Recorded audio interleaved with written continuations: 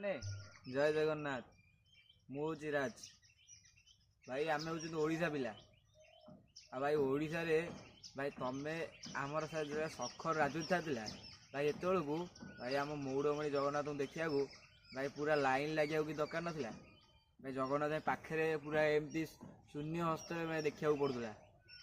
ଆଉ ଏବେ ଭାଇ ଏ ପଦ୍ମକୁ ଭାଇ ଟିକେ ଅର୍ଥ ଲୋଭ କି କିଛି ଲୋଭ ନେଇକି ତମେ ଯେଉଁ ପଦ୍ମକୁ ଜିତେଇ ଦେଲ ଭାଇ, ଏ ପଦ୍ମ ତମକୁ ରକ୍ଷା ଦେବନି, ଜୀବନ ପୁରା ଧୂଳିସାତ କରିଦେବ ଭାଇ। ଆଙ୍କ ରାଜୁକି ଦେଖିଲା ବେଳକୁ ଭାଇ ଲୋକ ପୁରା ପାଗଳା ଭାଇ।